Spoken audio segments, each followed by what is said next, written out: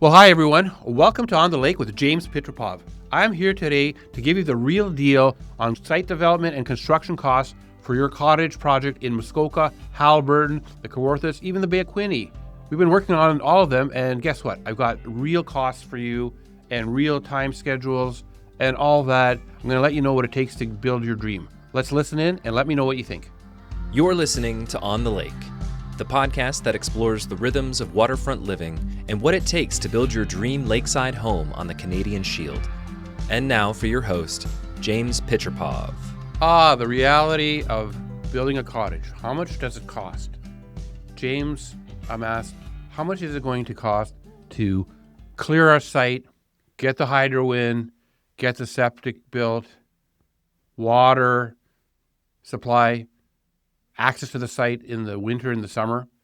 There's a lot that goes into a cottage build before the build.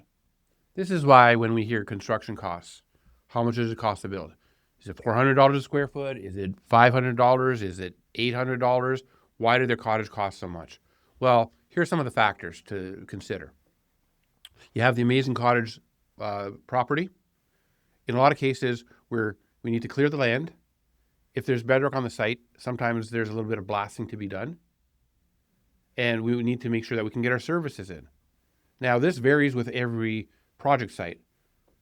I build and design cottages, luxury homes in Muskoka, in the Kawarthas, Bay of Quinte, and elsewhere. And every property, every site's a little bit different.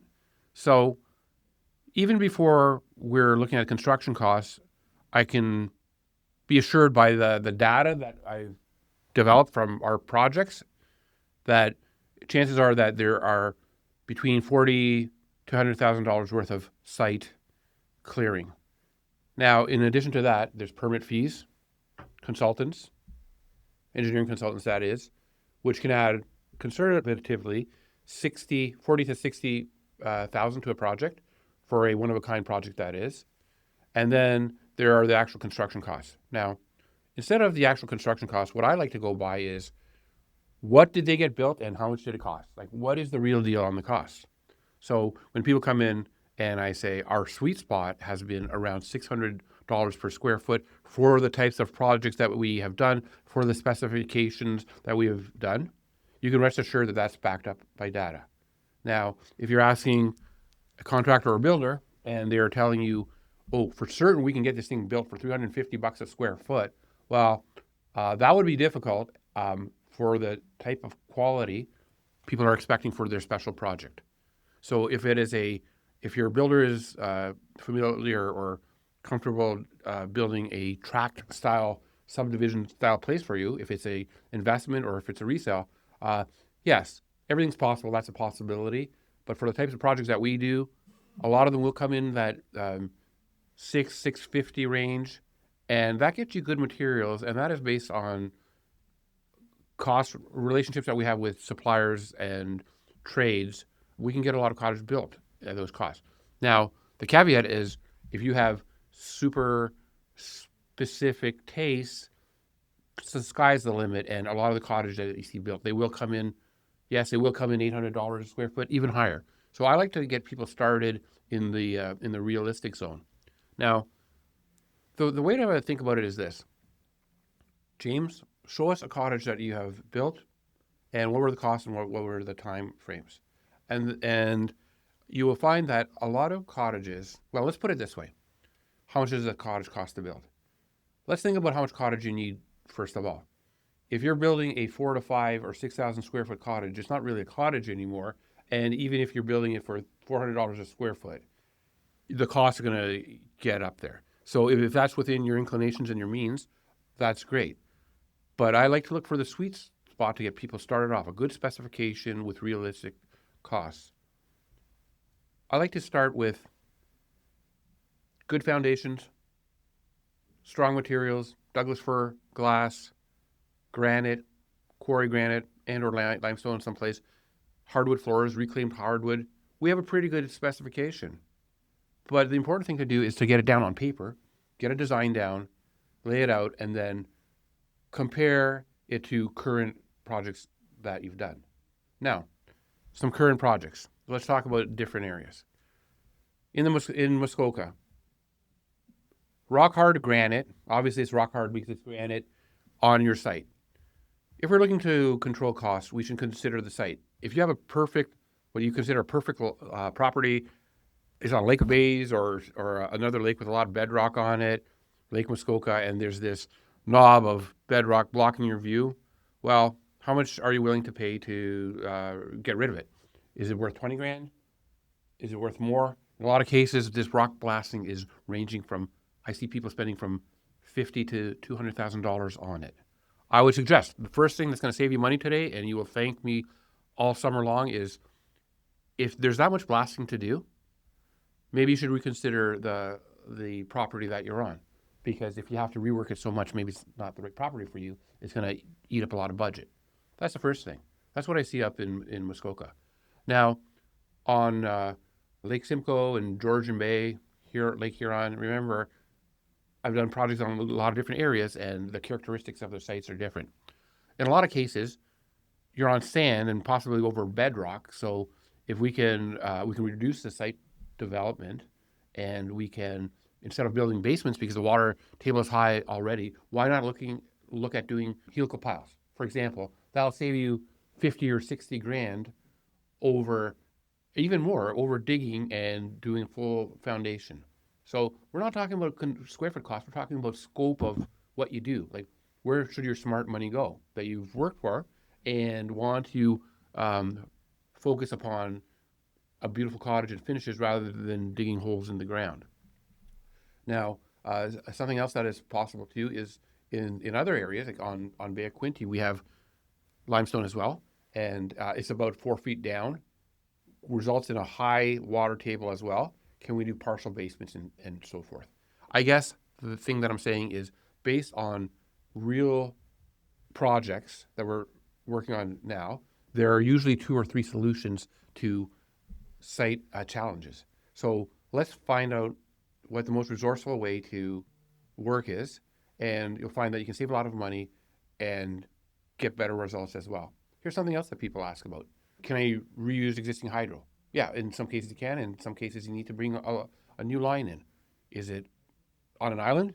Well, before you purchase that property, it would be helpful to know if there's an old copper line in there, because that'll save a lot of cost. We can reduce. Septic.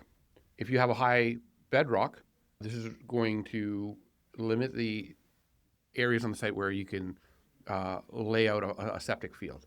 That can increase the cost if we're going for reduced bed sizes. However, the reduced bed size for some of the new systems might result in allowing you to have a expanded floor plan. That might increase the cost. It might reduce the cost if you don't have to be so complex with your layout to fit a tight site. So what I'm getting at is, we look at the overall cost of developing a site, which include blasting, hydro, bringing in roads, something else. Where are you getting your water from? Well, are you getting it from the lake? That's not too costly. Do you need to drill a well? If you have granite 4 or 5 feet down?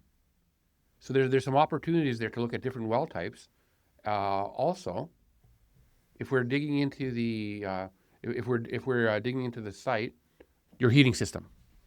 So can we save money by specifying propane forced air? For a traditional place, that's not bad. There's places to hide the ducts. But if it's a modern place, you don't really want to see the ducts everywhere. Maybe we could look at inflow radiant heating. Maybe we can look at geothermal. Geothermal is great. Where are you going to run the tubes? Well, you can run it in the lake if locally you're allowed to do that. And there's a condenser and a boiler that can condense the water so you release the heat. Even a small amount of temperature differential results in a warmly heated place, but you need a place to run the tubes. So in the lake's not too bad. Geothermal costs more money, but over the course of 7 or 8 years, it pays off for itself. So it makes sense. If you're on the bedrock, you could dig trenches, and that costs a little bit more, but you can lay your pipes sideways above the bedrock and cover it up with the back soil, the backfill. It costs a little bit more, so let's compare the costs. And then, if not, if you're on a soft site, like if you're on, just say, North Kawarthas and you're not over bedrock, or if you have some spaces in the limestone that's underneath there, sometimes it's fractured, you just got to poke around with a mini excavator, You might find that you can put your tubes down vertically in a well. That saves space. It's just one well hole, and you're not doing a lot of trenching.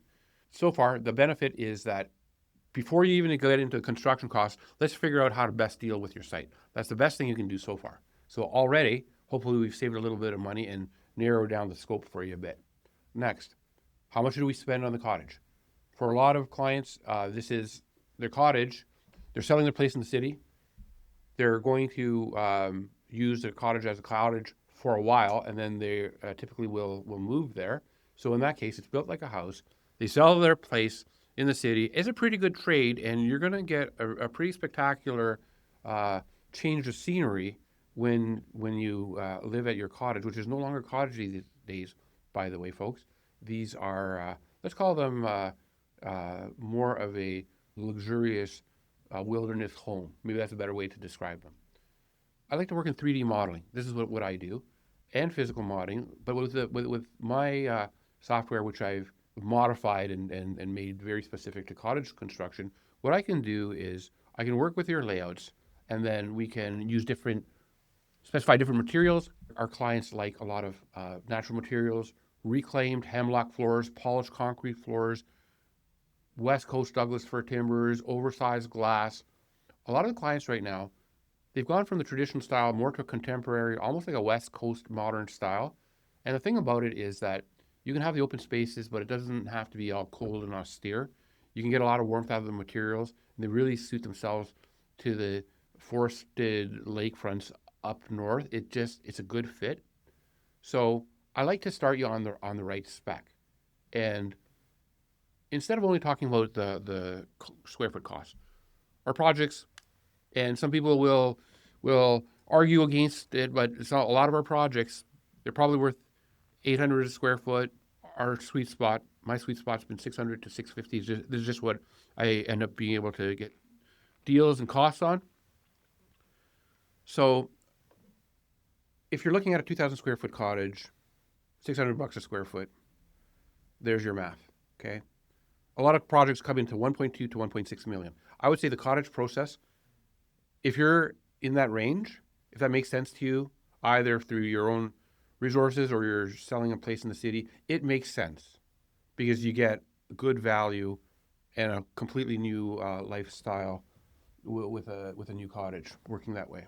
We start off with a good spec, and then you can increase your spec, you can make things simpler, but you're getting a lot of cottage that way. Now, I'm going to save you a lot of money with my next opinionated thought here. So I have a lot of clients that will come in and they are looking for the 4,000 to 5,000 square foot place.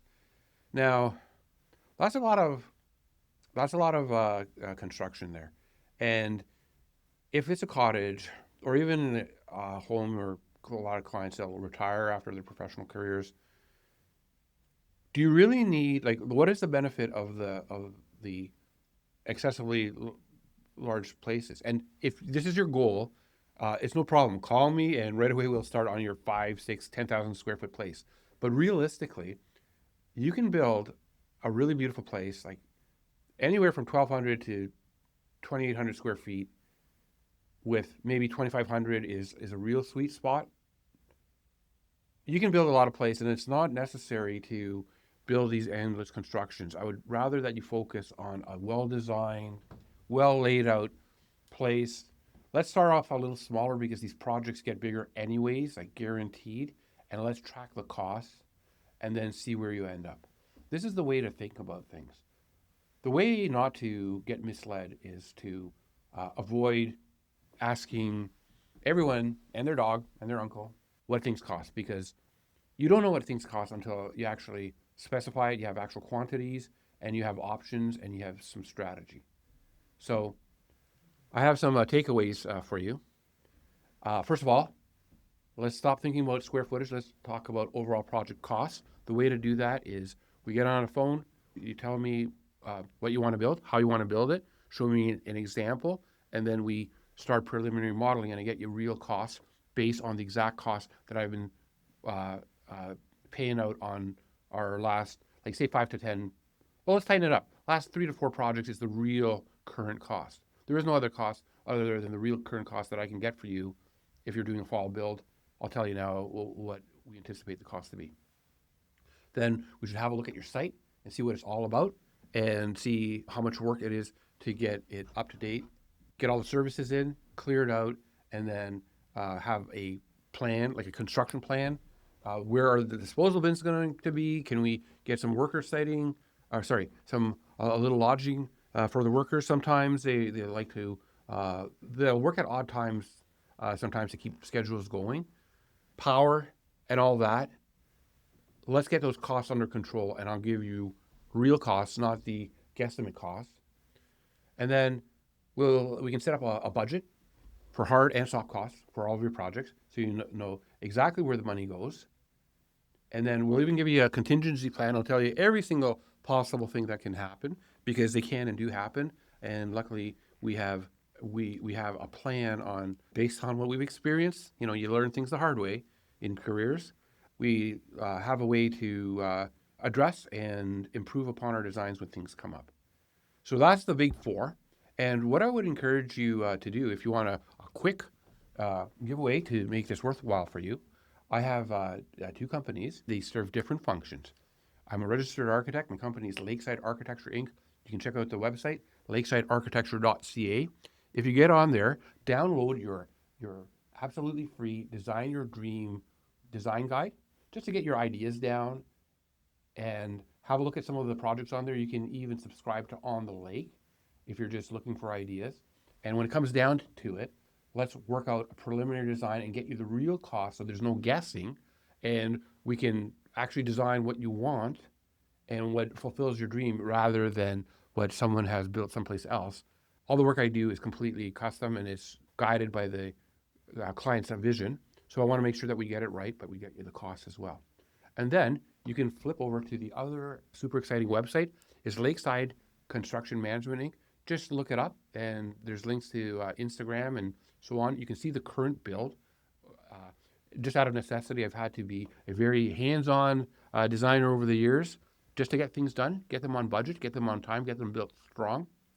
So there you'll see like current projects, and you'll see more of the software and the pricing and the actual specifications that were built. So please do check out those two websites, and then I would be more than delighted if you could meet me on the next episode. I promise it will be exciting. It's shoreline rules and setbacks. Yes, we can get them under control and get things built for you. Thanks again. I'm James Pitropov, Lakeside. Bye for now.